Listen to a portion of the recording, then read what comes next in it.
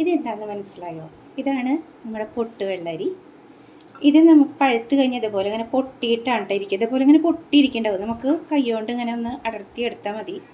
ഇത് ജ്യൂസൊക്കെ അടിച്ച് കഴിഞ്ഞാൽ നല്ല ടേസ്റ്റാണ്. നമ്മുടെ ഈ ഒരു ചൂടുള്ളൊരു സമയത്ത് ഇത് ജ്യൂസ് അടിച്ച് കഴിക്കുന്നത് ശരീരത്തിന് നല്ല കുളിര് കിട്ടാനായിട്ട്, തണുപ്പ് കിട്ടാനായിട്ട് നല്ലതാണ് കേട്ടോ. അപ്പോൾ ഇത് നമുക്ക് എങ്ങനെ ഉണ്ടാക്കുന്നതെന്നുള്ളത് ഞാനൊന്ന് കാണിച്ചു തരാം.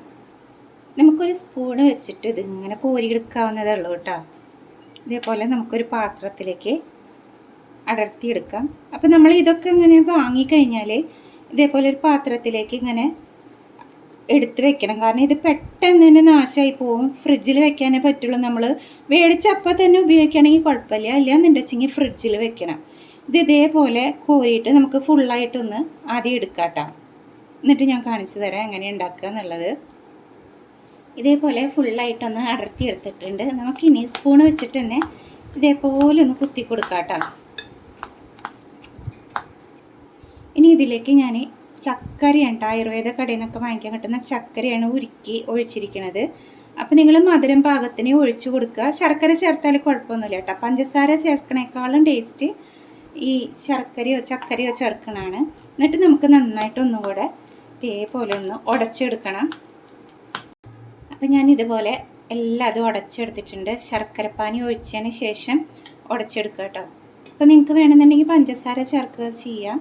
പക്ഷേ എനിക്കിഷ്ടം ശർക്കര ചേർത്തതാണ്, അതുകൊണ്ടാണ് ഞാൻ ശർക്കര ചേർത്തത് കേട്ടോ. അപ്പോൾ നിങ്ങളുടെ ഇഷ്ടത്തിനെയും മധുരത്തിനനുസരിച്ച് ചേർത്ത് കൊടുക്കുക. ഇതെങ്ങനെയാണ് സെറ്റ് ചെയ്യണേന്ന് നോക്കാം. ഞാനിവിടെ ഒരു ഗ്ലാസ് എടുത്തിട്ടുണ്ട്.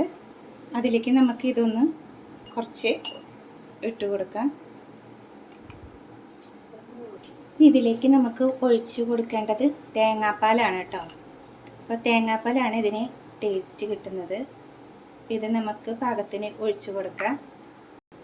ഇത് നമുക്കൊന്ന് മിക്സ് ചെയ്ത് കൊടുക്കാം കേട്ടോ.